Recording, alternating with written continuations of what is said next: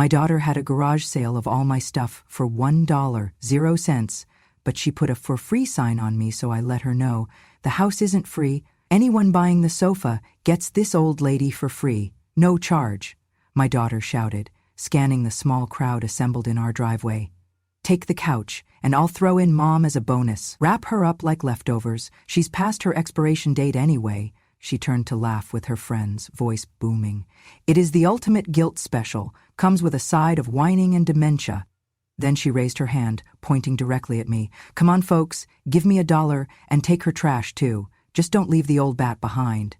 They laughed, some in confusion, some with cruel enjoyment, enough to sting. I stood steady amid what used to be my entire life. A framed wedding photo leaned against the porch post. A younger version of me in a white gown, beside my late husband in a crisp tuxedo.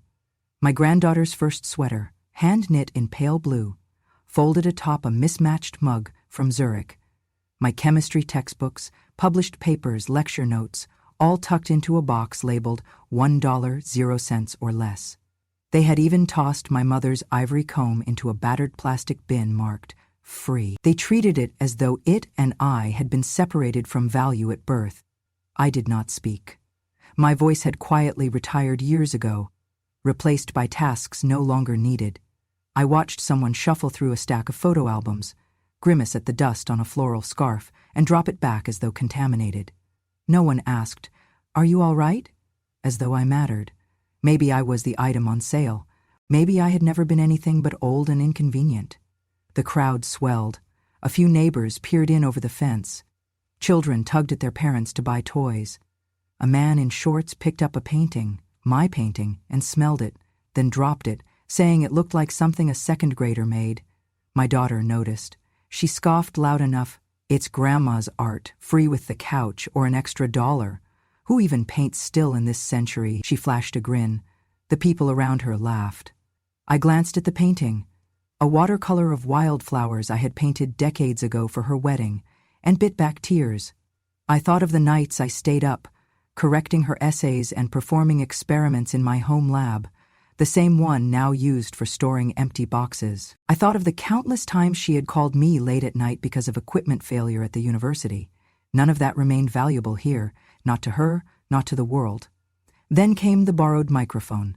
She hauled it in, turned on a tiny speaker, and strutted onto a makeshift stage of 2 wooden pallets. I watched as she swung the mic around.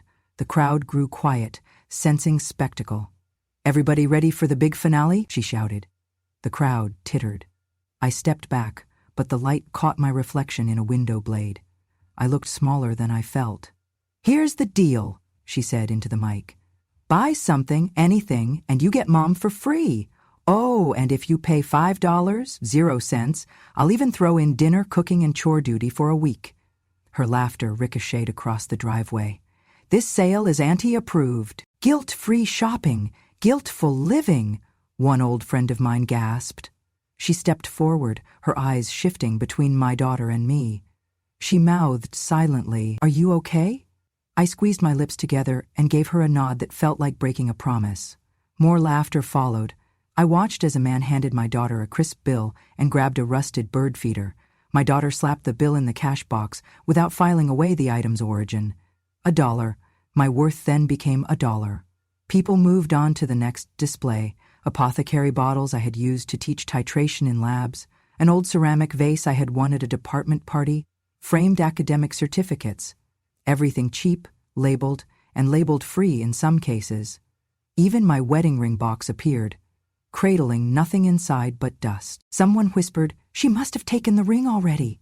Another whispered back, "Maybe Mom took that already for safekeeping." I stared at the empty box.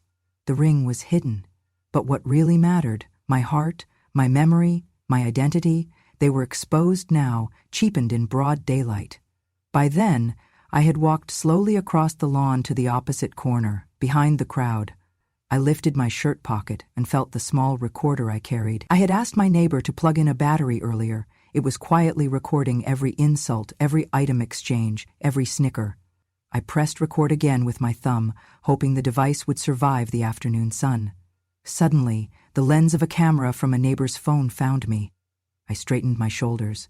Even if I stood alone, I stood intact. I stepped onto the stage. The microphone powered on, making a popping sound. My daughter saw and her face froze. The crowd whispered, uneasy. I cleared my throat and spoke. You can buy my belongings for $1. You can treat memories as trash. You can toss me away like last season's sale item. But if you think I am worthless, you have forgotten what I built. A hush fell. She glared at me. I continued. I was once a professor of chemistry at the University of Michigan. I held a patent on a life-saving medicine. I taught classes to students who now practice medicine. I spent years in lab, making formulas to fight illness, while here I stand, reduced to a price tag. Emotion trembled in my throat, but I pressed on. When someone tossed that comb into a bin marked free, they put a price on my lineage. My grandmother's comb, my mother's name, it meant nothing. But here is a truth most refuse to see. Value is not determined by price. It is determined by memory. My daughter sputtered. The microphone echoed her breathing. I added, if you think removing me changes the equation, you misunderstand the formula. I dropped the mic. Silence. The crowd drifted, uncertain. Some nodded at me, some looked to her, ashamed. I turned, bones creaking, and walked back to the lawn's edge, carried by nothing but dignity. They called it business. I called it burial of dignity in broad daylight. And I walked home with my head taller than when I came out, because I had remembered my worth before they priced it. They told me to remember my place. After the sale, my belongings gone, my dignity stretched thin. I sat alone at home with a stack of old paper, the letters, the photo, the patent certificate. That's when memory arrived. No one is born garbage, I murmured to myself, because I was taught differently. Once, I was a professor of chemistry at the University of Michigan. I held a patent on a novel therapeutic compound, a formula that helped patients with chronic disease. My students called me Dr. Harper. Some of them cited my papers in their own research. I lectured under fluorescent lights, demonstrated titration, supervised lab experiments with calm hands that moved steadily from test tubes to lives. Then came the night everything changed. I was 16, just a girl really, pregnant and alone. My husband had walked away saying he wanted freedom, not a dead weight dragging his name through campus rumors. I stood on the porch, hand on my belly, feeling every inch of fear. I did not collapse. I did not scream. I turned around and pulled on my winter coat, because I had to survive, and I had to raise a child. From that night on, I studied by day and worked by night. I swept hospital floors. I delivered newspapers on cold streets. I sold lemonade from a little stand by the sidewalk, not because it made much, but because it bought diapers. I mowed lawns for neighbors who gave me pennies. I collected discarded bottles for deposits. For every dollar I earned, I smiled and tucked it into a flimsy aria of hope. Each night, I pressed my daughter, swaddled and sleeping, to my chest, and wondered which sacrifice was greater, the loss of sleep or the loss of someone to wake up for. When she was old enough to walk to preschool, I studied chemical bonds on my lunch breaks. When she was sick with a fever, I sat by her side and tried not to break beneath the weight of 2 lives. When she cried because she missed her dad, I told her, I will work 3 shifts a day if that keeps you safe. After graduating, I won a scholarship to graduate school.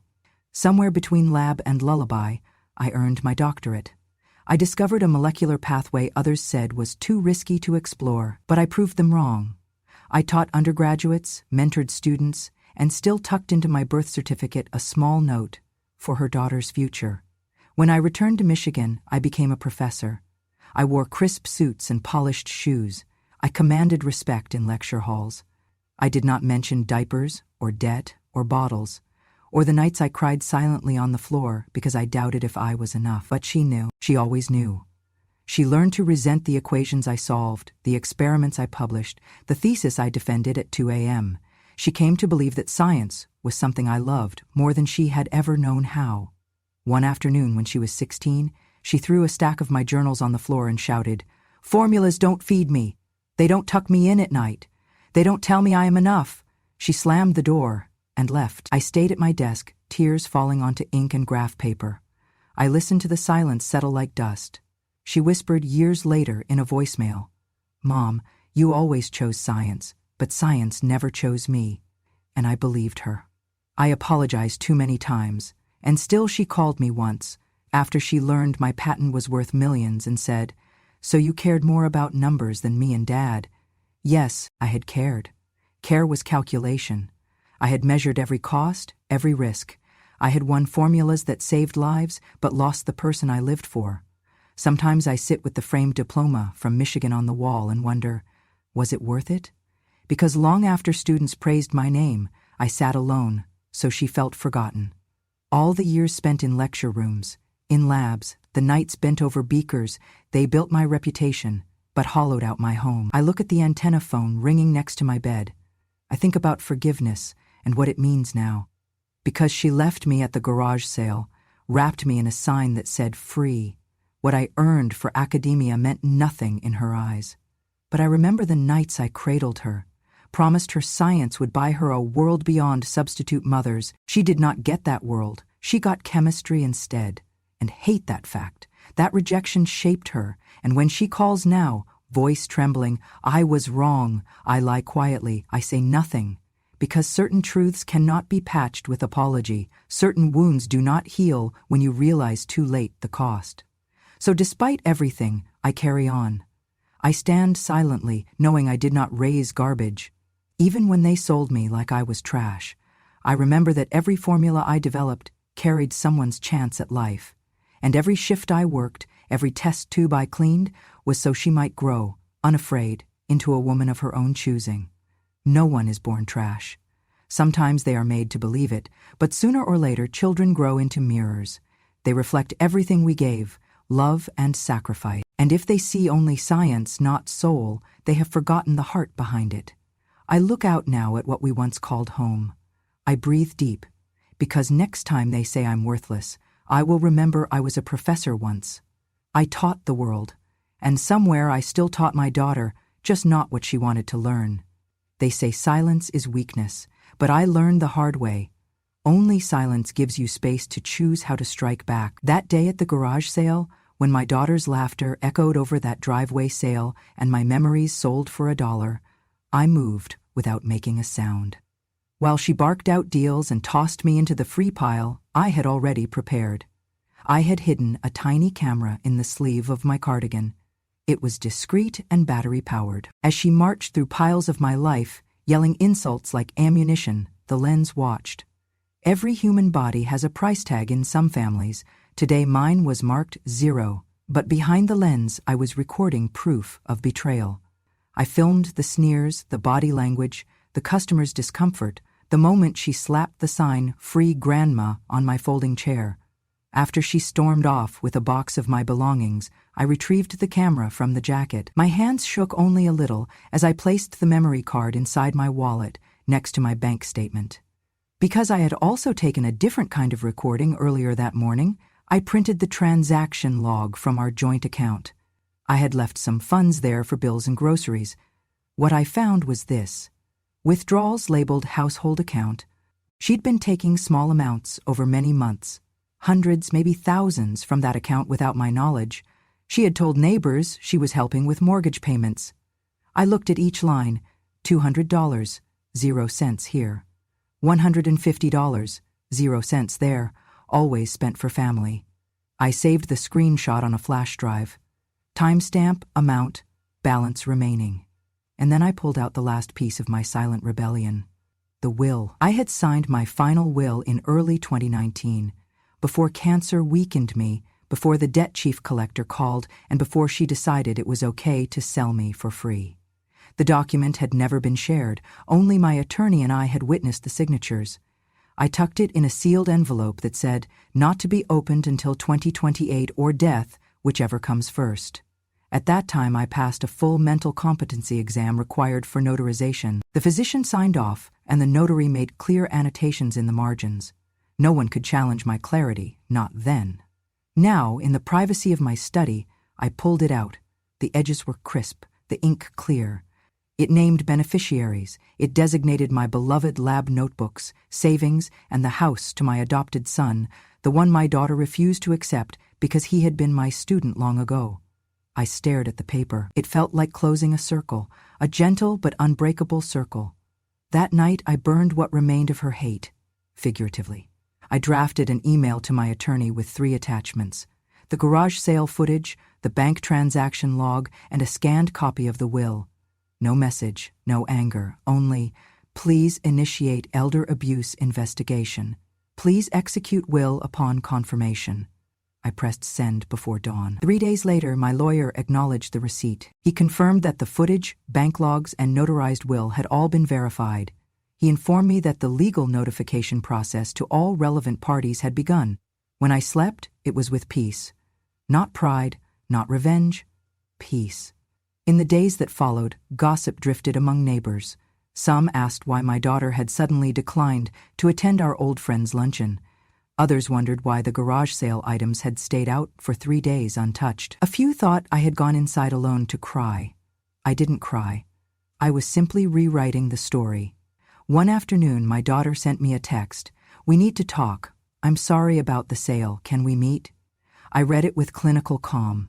Yes, we could meet, but not about forgiveness. I replied simply, "I suppose we can." When she arrived, she carried herself tight with regret. She bit her lip when she saw me sitting in the living room. I made tea. She sat down, avoiding eye contact. She said, "Mom, I didn't mean what I said. I got carried away. I thought—" I held up a finger. "I know." I reached into my dress pocket and retrieved the flash drive.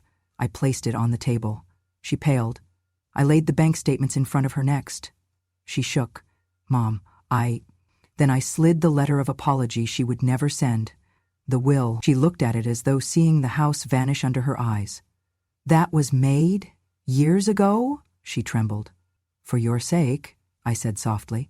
"I did not tell you it existed. You were welcome to be part of it, but you preferred to price me at nothing instead." She dissolved into tears. She sobbed, stumbling over apologies. She begged me to reconsider, to amend the will, but I didn't flinch. The built-up loss of trust was bigger than any legal document. That night she removed herself from my sight. I stayed in my study and looked at the images, the comb in the free bin, the Chase lounge tagged $1.00, the customers' shame-filled faces at my announcement on the makeshift stage. I played the video one more time. There was no shouting, only truth. In my silence, I had recorded pieces of dignity still intact. I realized then someone might burn my lab notebooks, but they could not erase the patent, the formula, the impact on students. Someone might burn my marriage photo, but histories live beyond printed film.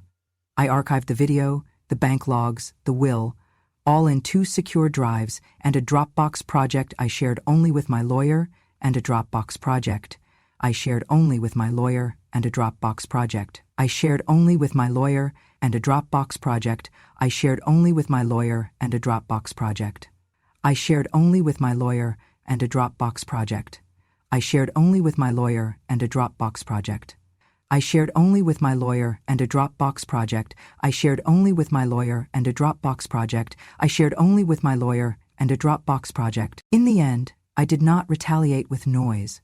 I retaliated with documentation. I made sure that day could not be erased by shame or time. The next morning, my daughter's phone was off.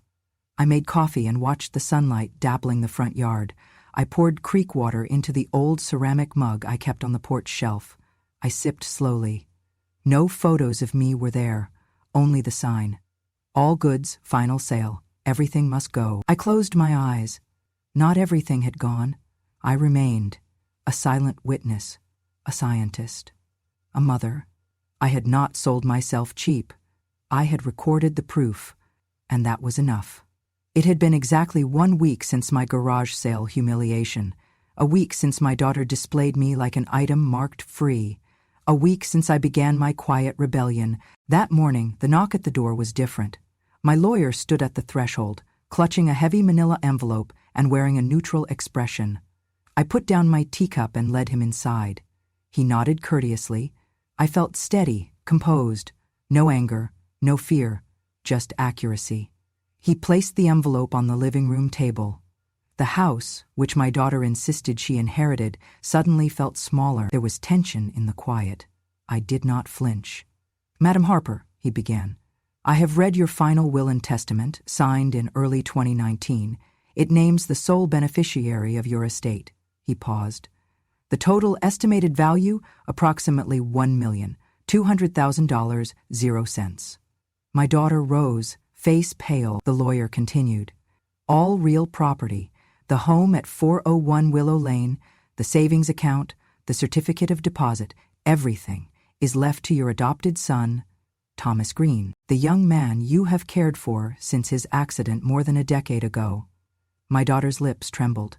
Her husband strode forward, fists clenched. "This is preposterous," she spat.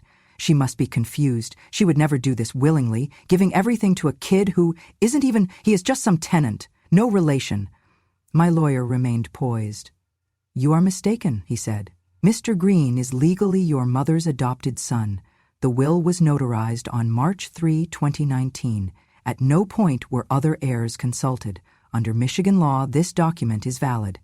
My daughter shouted, "It doesn't matter what the law says. She made this after she had dementia. Where are the updates? We trusted her." The lawyer opened another folder.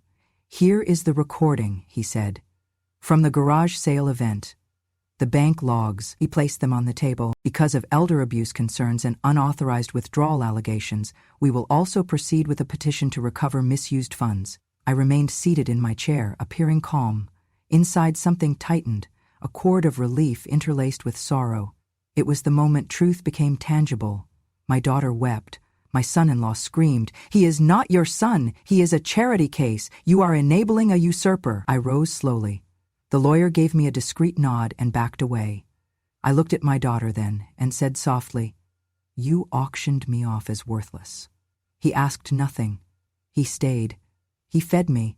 He cleaned my dishes. He never once made me feel like I was a burden. My daughter slumped to her knees. Tears pooled, face buried in her hands. The years of shame and drive for success crashed into her chest, turning into sorrow. "I'm sorry," she sobbed. "I thought I was doing what was right." I closed my eyes. Her words did not cleanse her actions. My son-in-law sputtered, "You have no right. Do not believe this nonsense. We will challenge it in court." The lawyer interjected, "The will is binding. We can pursue civil restitution for improper fund usage, but it cannot be undone unless proven fraudulent. There is no such proof." My daughter looked at me, tears in her eyes. "Mom, if I could turn back time—" I shook my head. I had turned back time in my mind many times. No apology conjured the storm out of chaos. "My house was built with my hands," I replied. "My career was built by my work. But what stays, what will forever stay, is the love someone gave without demanding ownership." My daughter rose shakily. She stepped back, defeated. Her husband rustled his papers and stormed toward the door. The furniture she had once treated as family crumbled in their memory. Thomas remained quietly at my side, looking between us with tears in his eyes, loyal and steady. Then the lawyer laid out the logistics. The title deeds, bank account access, charitable trust file, all changed hands. Thomas would manage the family home as a non-profit center for women in science mentorship. They would host outreach seminars, lab internships, and community talks under the name the Harper Foundation. My daughter's voice cracked. "You are destroying everything we built together." I looked at the empty shell of the house, filled not with love, but with expectations she never met. "What we built never included love," I said. "It included profit, resentment, entitlement. I am building something new with him." Thomas leaned forward.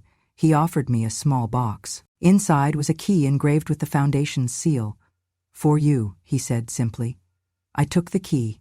I looked at my daughter one last time. She stood, shaky, sobbing, unsure where to go from here. I whispered, "I shed everything disposable that day on the driveway. Now I choose only what lasts. Thank you for teaching me I deserve better." My lawyer stood. Thomas offered me his arm. I walked toward the door. As I passed her, she raised a trembling hand. I did not turn. There was nothing left to say. The sun had left casual streaks across our yard. The house I built was no longer the house she owned in her mind. It belonged to memory, to truth, and to a love that did not leave when convenient. Thomas opened the front door for me.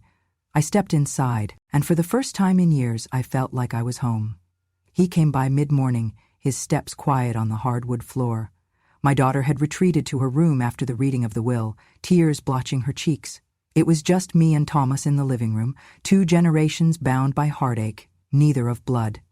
Thomas, my adopted son, sat across from me, holding a small file.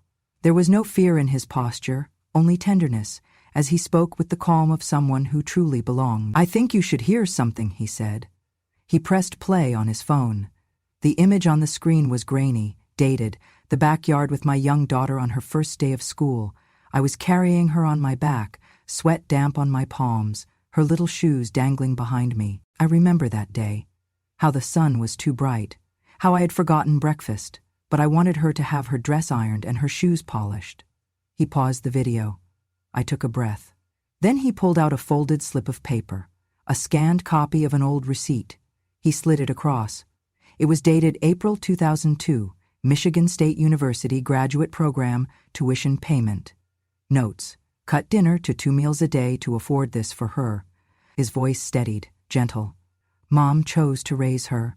She didn't choose academia over a child. That was never the question, but she chose to feed you instead of herself, so you would eat metaphorically and literally. My daughter rose from her seat. Her eyes were swollen, her voice trembling. I am so sorry.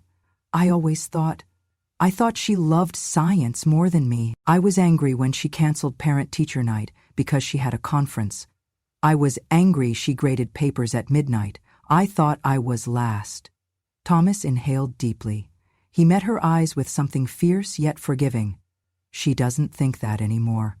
I know, because she paused her research to nurse you through pneumonia. I know, because she turned down tenure to raise you. My daughter collapsed into tears, covering her face. She murmured again, "Why didn't she tell me?" Thomas reached across and took her hand. Harsh truths sometimes heal. She did, just not where you were listening. I watched them. The air in the room shifted. Pain did not disappear, but it sagged, softened. They sat in silence, my daughter's sobbing stilled, replaced by something like regret. "She never asked me to go to the lab," she whispered. "But me, I refused to go to her heart." Thomas nodded. "She wasn't raising a science prodigy. She was raising you. Somewhere along the way you misplaced the point." There was a long pause. Then she stood, wiped her eyes, and said softly, "I want to make amends. I want to understand who I lost." He offered no answers, only a shoulder she could lean on. I realized then that my purpose had never been the formula or the lecture, it was the witness. My existence forged 2 children, one with a scientific dream, one with learned gratitude. One chose resentment, one chose devotion. Thomas stood and hugged her gently. I stood too. They hugged as though through that embrace all the forgiveness I ever needed passed through. I spoke then. "I never wanted you to study chemistry, sweetheart. I wanted you to study life. And when you marked everything as research, maybe that's what I failed to teach." My daughter nodded, tears falling once more. She found my hand. He let go. I felt the warmth of truth in his grip. She saw it then, the difference between love that weighs dollars and love that weighs devotion. They stayed long. We shared stories that afternoon, of protests we attended, of lunches she had gone hungry through her teens when I had little to give, of scholarships she won, and conferences she missed because she was taking care of me. Thomas watched my daughter listen, really listen, for the first time in decades. She didn't ask for inheritance.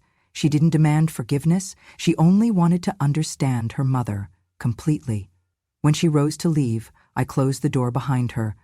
She held her breath at the hallway, uncertain how to step forward. I said nothing. She nodded, as if collecting herself. Thomas turned to me. He offered a quiet smile. "She'll heal," he said. I nodded. I had witnessed betrayal, humiliation, injustice. But I had also seen the seed of redemption. I pressed his hand and pointed to the study door. "Let her in," I said. That Saturday felt different. Festive lights hung between trees. Neighbors brought potluck dishes.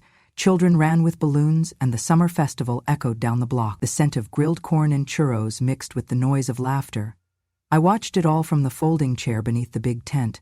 I had attended these fairs for years, handing out napkins I crocheted, teaching baking lessons. But this time, something pulled me toward the microphone stand, borrowed from the PTA.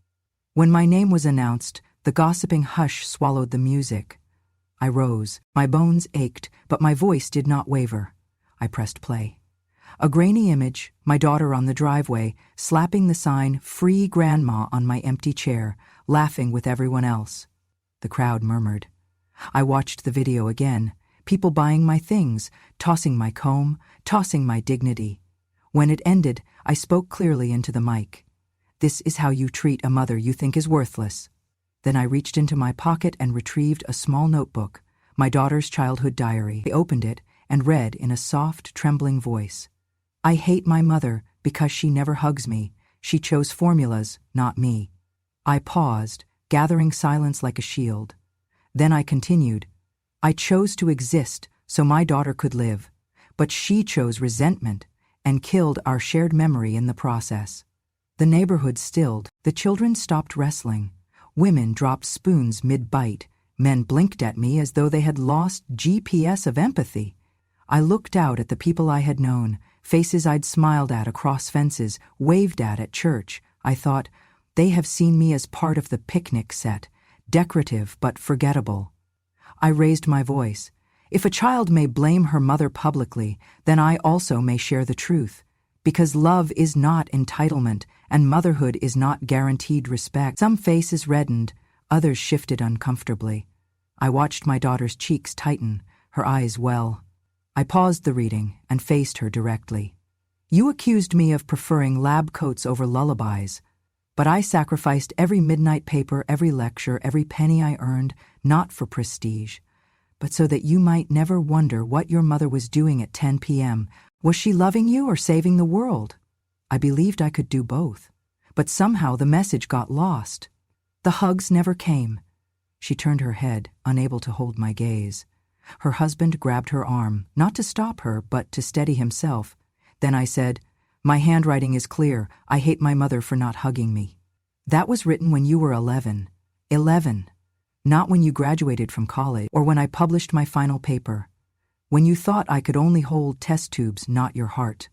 I stepped forward slowly, as if the ground beneath me might crumble. But when someone treats you as worthless in a crowd, friends laughing, neighbors watching, you either stand or disappear. I chose not to drown in apologies I had already done. I've accepted rejection, but I refuse to be erased. A hush. Then the festival music came back, subdued. People exchanged uncomfortable glances. A few children huddled and whispered. Then I spoke softly, so everyone felt the weight of each word. Some mothers leave everything for their children: inheritance, education, memory. But if the child chooses resentment, the best legacy may be forgiveness for oneself, not expectation from the past. I folded the diary, walked off the stage, and walked past the rows of my belongings. I collected nothing, not even compassion or pity. I walked out of that tent, holding my dignity intact. At the perimeter of the gathering, Thomas found me. He offered a gentle hand. I accepted it, not because I needed support, but because it was time to stand supported. Behind us, the gossip rippled. Some admired. Some whispered shame for my daughter. Others just turned away. I did not ask for applause. I did not seek sorrow. I sought only truth. And sometimes, truth felt heavier than suffering. That evening, she came to my front porch. The sun was setting, throwing long shadows across the lawn where once she'd played. I was seated there, silent, knitting a scarf I never planned to finish. She approached slowly. Her eyes were red. Her voice trembled. "Mom, I was wrong. I hurt you. I saw a sign on a chair and made it real. I saw your life as free goods, not a life worth knowing. I'm so sorry." She knelt in the grass. She bowed her head, tears falling against the concrete. "Please, forgive me," she said. Her words cracked in the silence. "I don't expect the inheritance. I only want to make peace." Stillness pressed between us. I watched her shame, but I felt none of the old fear. Something had unraveled. I spoke calmly, no trembling voice, just the weight of years. "I forgave you when you were 8, the night you drew a picture of us dancing. You said, Midilam de koi vena de konkai konghong. I told you then, I work so you won't have to carry my absence. She gasped, her head shot up, eyes wide. That memory avenue to childlike sorrow shook her. But forgiveness then was enough, I continued, voice steady. You were still a child. You confused absence with neglect. Now you are not. I closed the knitting bag at my side. She looked up, uncertain, hopeful. But now? Now you want forgiveness for what you did yesterday. You shook me beneath a sign. You priced me for entertainment. And when I rose, you sold me again in silence. An apology does not rebuild what you broke. She reached for my hand, hesitated, let it fall away. The dusk cooled the grass beneath her knees. I stood slowly, the scarf left unfinished, in my lap. I am not angry, I said. I am just done. Thomas came forward then, guiding her up from the ground. He held her shoulder with quiet strength. She looked up at me, tearing at her sleeve. Mom, please. I turned away, lifted a slow step, and walked into the house. I did not ask her to come. I did not say, stay. Inside, I found Thomas waiting. He offered his arm. I took it. We moved through the hall, the front door closing softly behind us. Outside, on the lawn, she stood, still in the threshold of regret, not understanding that a threshold is sometimes a one-way line. I reached my study. Thomas followed. No words came between us. He simply held the door open. I stepped past and turned to close it behind us. The click echoed finality. He leaned closer and whispered, "You don't carry her pain anymore." I nodded. It was true. I carried only memories and formulas, patents, lectures, a legacy larger than blood assuaged. He guided me to my favorite chair by the window. I sank in. He draped a shawl over my shoulders. Outside, dusk deepened. The night shifted. The world changed because I closed that door. It was not a betrayal. It was clarity. A mother does not have to accept a child's resentment forever. A mother may love unconditionally, but does not owe redemption on demand. They say blood is thicker than water, but respect is thicker than blood. And I had made room for respect in Thomas's devotion, but none existed in her guilt. I sat there in the hush. I did not cry. I did not ache. I just felt peace settle in a way years of pain never allowed. That night, I let sleep come. Without fear, without apology, without expectation. I had broken the cycle. I had taken back the parts of myself sold, dismissed, cheapened, and I walked forward with dignity. The sign above the porch door now reads, "The Harper Foundation, Empowering Women in Science and Life." The house isn't mine anymore, but it belongs to something bigger, and I belong to something that chooses to remember. The ribbon came down this morning, amid laughter and cheers.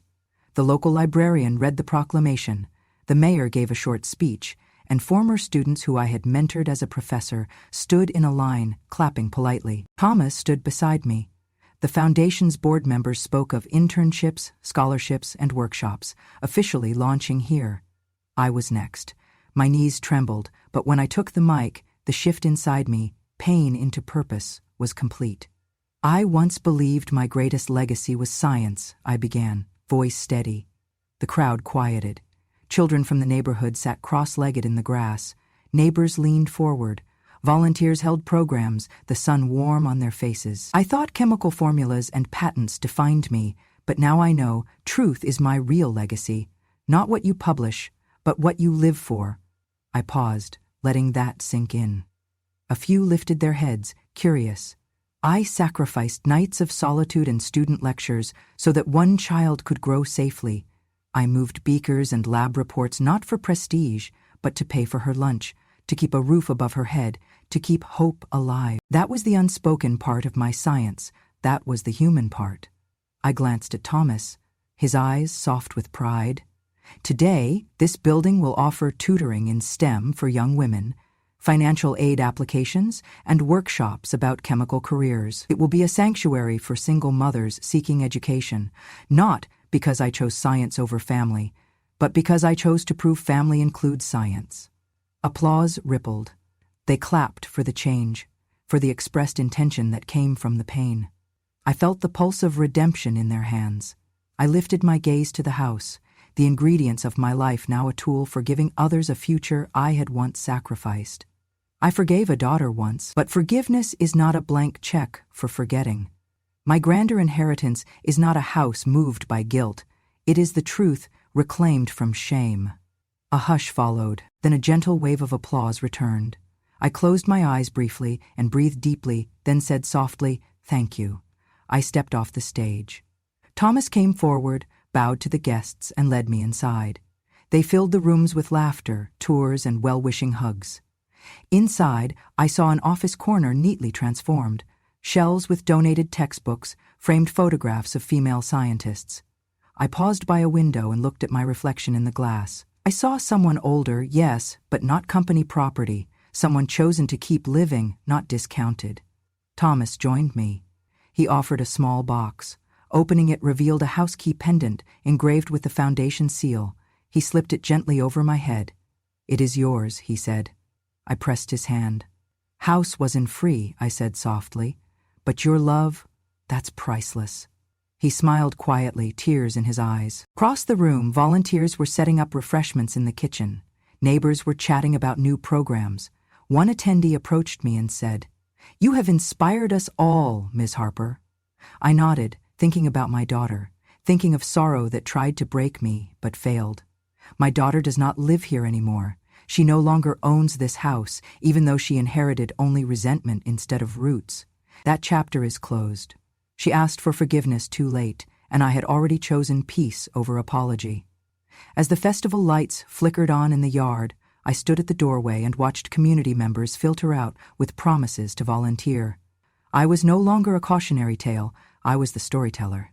I touched my pendant. I felt grounding in identity, not in blood, but in truth. A little girl ran past and shouted, "Thank you, Grandma."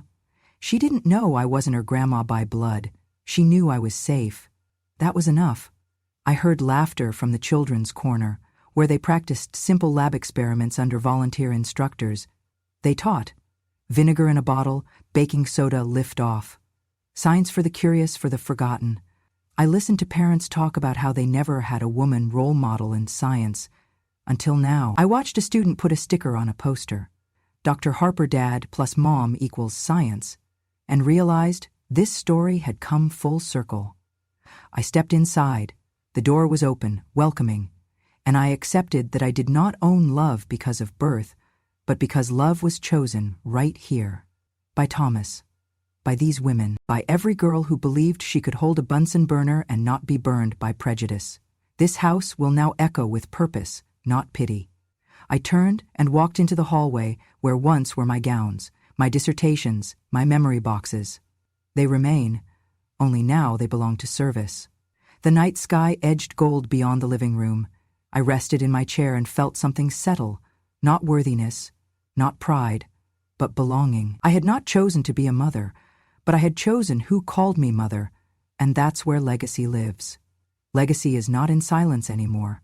It lives in actions, in community, in truth passed on. And tonight, I am more than myself. I am the founding voice of a place where others can rise. That is the story I will leave behind. If you have ever been sold as worthless, or been made to feel invisible because of age, or because someone forgot your sacrifices, this is a space for truth and healing. Subscribe to Grandma True Stories, where silence ends and history begins. Because when a grandmother speaks, the world finally listens.